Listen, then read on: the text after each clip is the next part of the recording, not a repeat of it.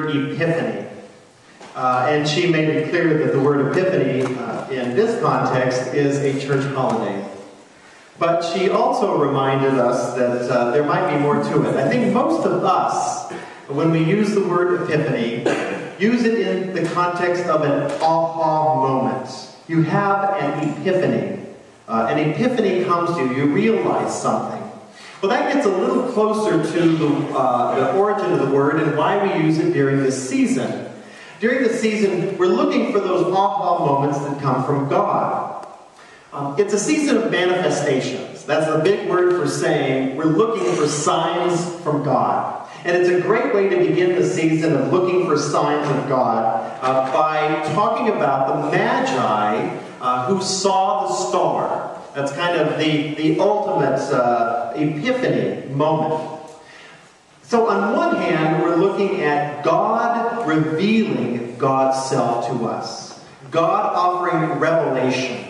And what's wonderful about this particular revelation is it comes not just to the Magi, the kings, the wise people, the people at the top of the heap. It also comes to the shepherds. Those who, I wouldn't say at the bottom of the heap, but who might not have all the same resources like gold and myrrh and frankincense. So in some sense, Epiphany, this manifestation, is on God's part. God's revealing the divine self. But as God often does, this equation is only half of the equation. We have to do our part too. We need to be seeking.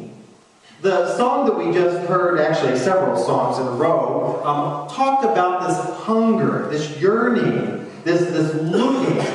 And the phrase, it might be from Voltaire, it might be from Pascal, it's from somebody, but this image of, in every single one of us, there is a God-shaped hole that is yearning. All of us have a particular hunger. Now, we have lots of hungers and desires that can be satisfied in all kinds of ways. And a holiday season is a great season of satisfaction. Some of the cookies and candies you gave me satisfied me greatly, although they made me hungry for more. You had probably nice feasts, and maybe there's a desire you've been waiting all year to get a particular gift, and it came at Christmas time. But we all know that those are only part of the equation. There's a hunger that is deeper, a hunger that really you can't even use tangible language. It's something soul-based. It's something heart-based, this hunger. So we wondered, the worship team wondered, what if the three wise people, and we know, of course, there wasn't necessarily three, we just know that there were three gifts mentioned in the Bible. What if the gifts they had in their hands weren't really the most important gifts they brought? What if they brought gifts that were part of that yearning, that hole, that God-shaped hole in their heart? So let's see if we sing the song, We Three Kings, if our Magi might not appear and tell us a little bit about the gifts that they truly did bring. So let's sing together our song, We Three Kings.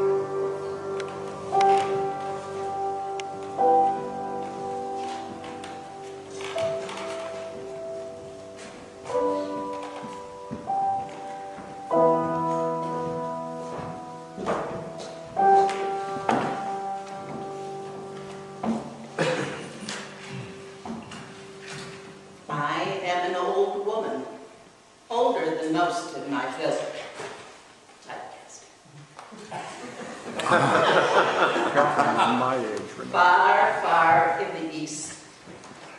Because of my years and my experience, I am called wise and sage by my family and friends and neighbors. Even so, I only know what I have seen and heard and survived much in life.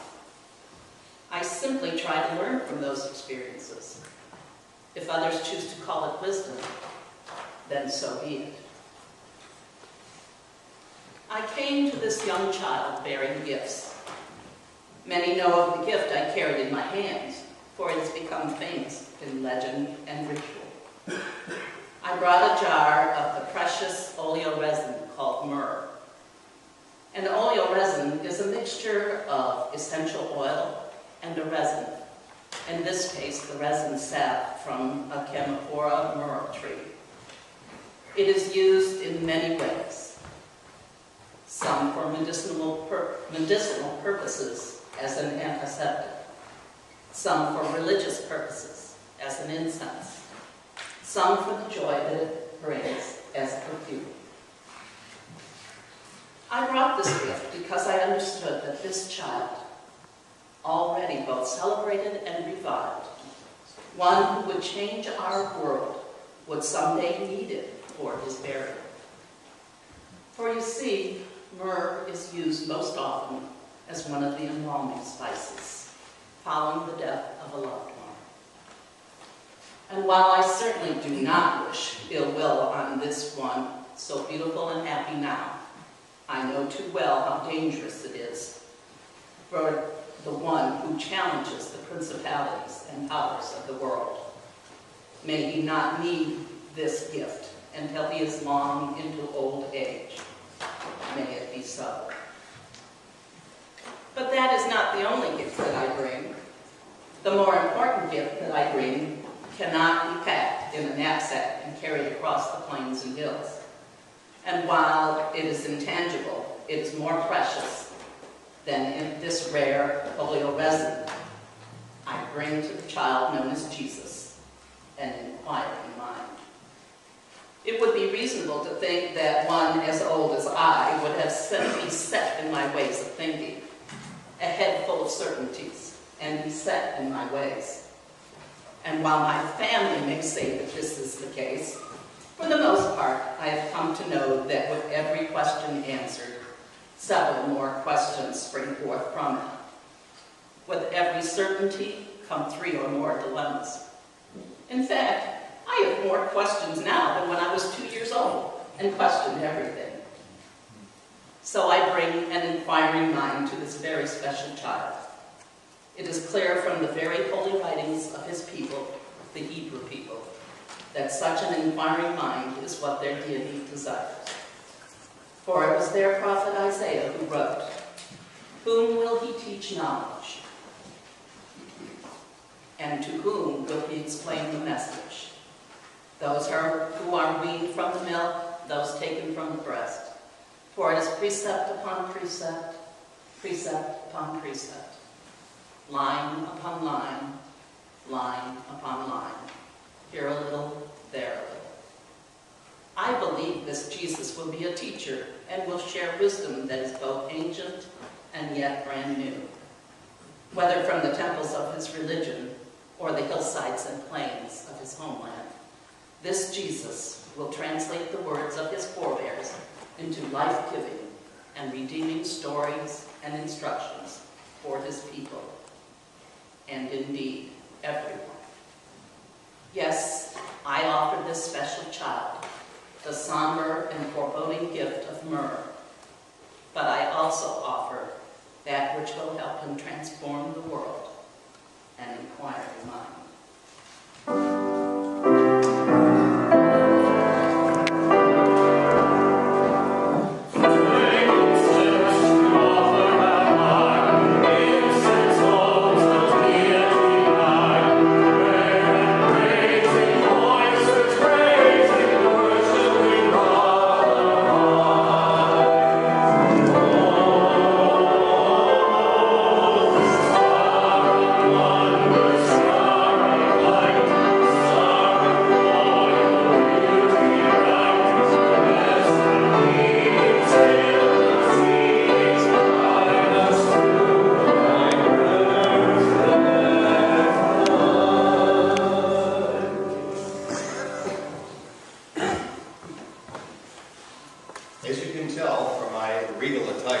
I am royalty.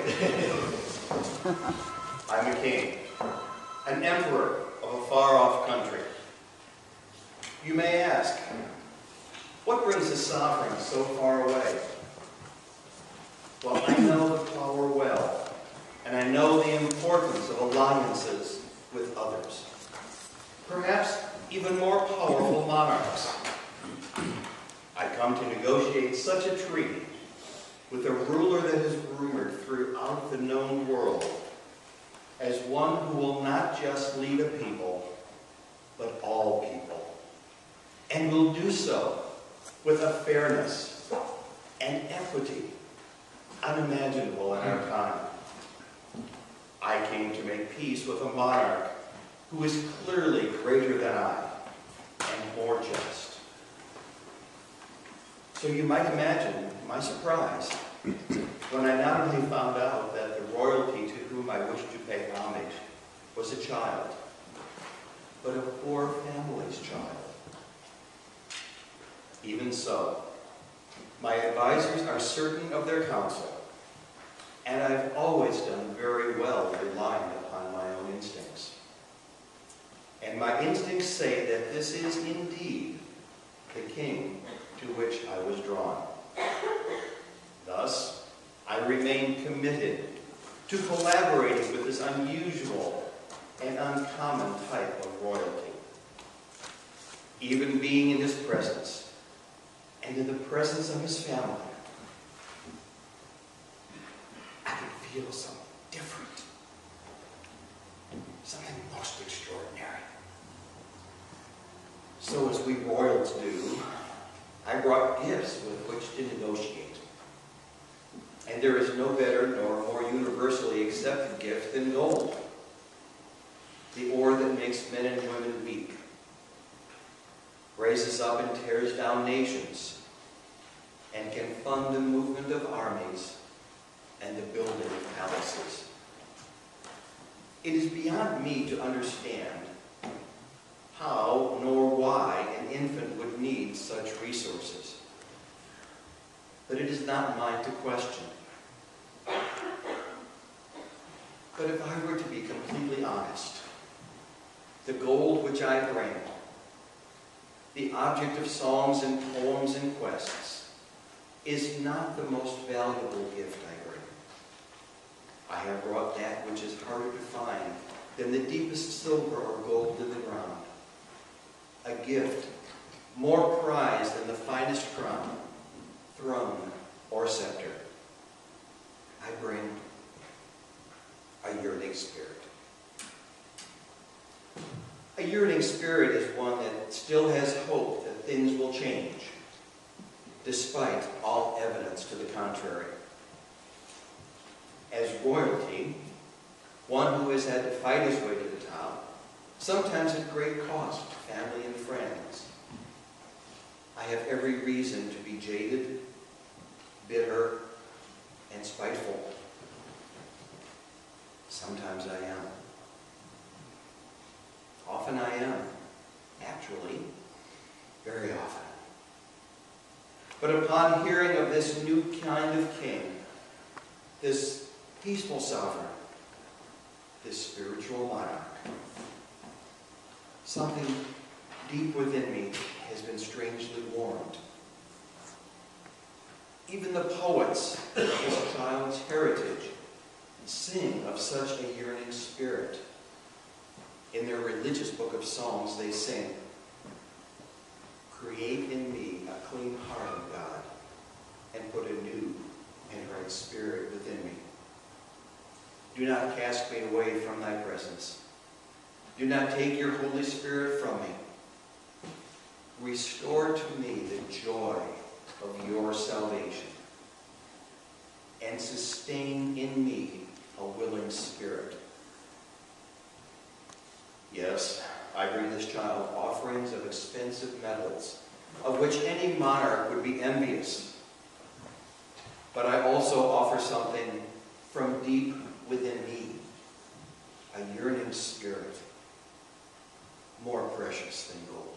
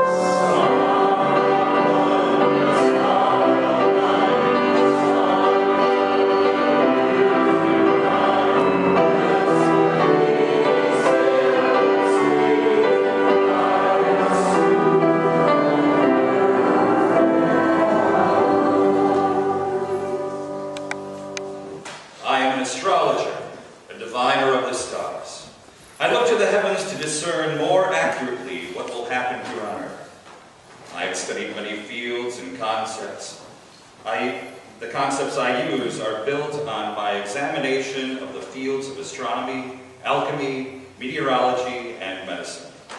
There is much to be learned from one like me who keeps his head in the clouds.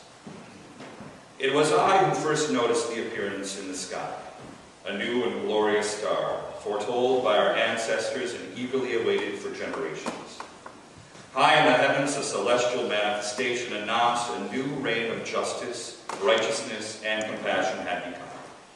This star, unlike others in the sky, was expected to portend the birth of a new world leader, a God, a supreme sovereign, who would change the course of history and govern all the world, not just those bounded by culture, politics, or even religion, and rule in a manner unlike any other earthly ruler, with the end of grace and salvation as primary goals.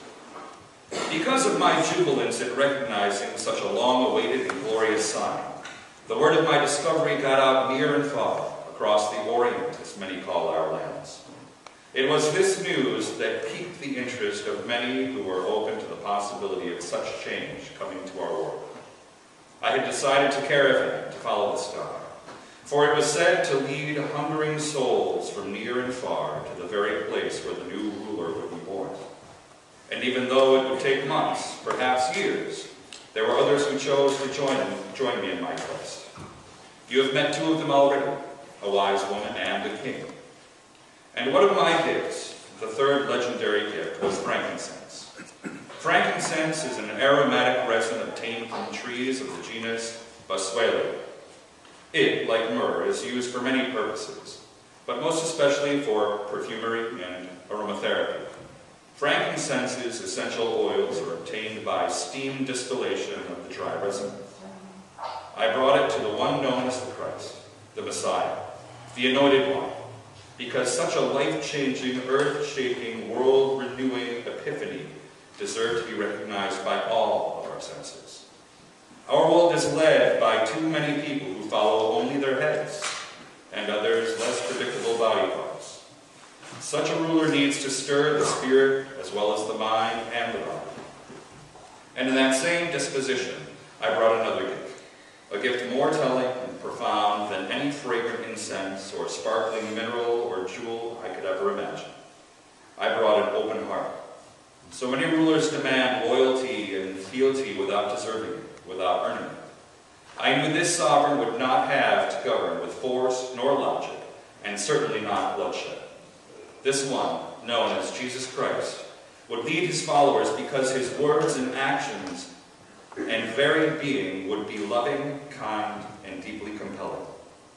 It is the gift of an open heart which allows me to know that I have nothing to fear from such a ruler, even though he matches none of my expectations and no worldly ideal.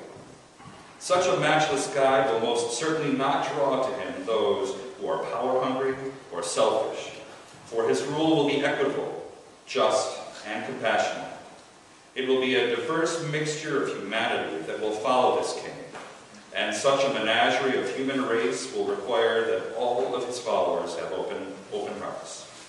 To follow one so unconventional and so eccentrically irregular, even odd subjects and disciples will require a flexibility of an openness unheard of in all of the world. But this child will change the way the world thinks and acts, and, most especially, will change the way we feel. For their own holy writings proclaim, "For my house shall be called the house of prayer for all peoples. Thus says the Lord God, who gathers the outcasts of Israel. I will gather others to them, besides those already gathered." Yes, I bring this child of wafting aromas of frankincense to infuse his life with beauty and grace. But I also bring an open heart, so that I, and everyone else who follows the Christ child, rich and poor alike, will be ready and willing to serve him to the end.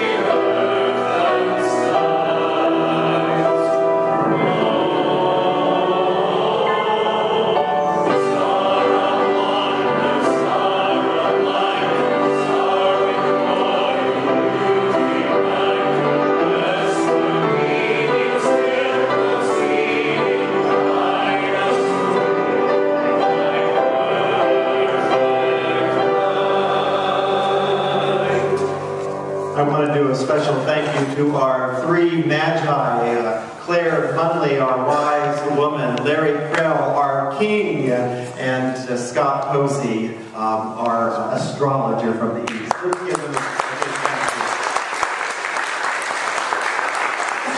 And as we conclude with our final song, I want to invite you to look deep in your heart. And perhaps you have been yearning for something about which you do not know, something that you have not yet filled. And you know, some of us who have felt that that hole was filled a long time ago, every now and then we open up our heart again and realize a hole has opened again. Sometimes we need to reaffirm our faith again and again. But let us certainly reaffirm our faith by all singing. But if you'd like to join this church, if you'd like to give your life to Jesus Christ and help fill that hole, I invite you to come forward as we all sing our final song. I will make quick mention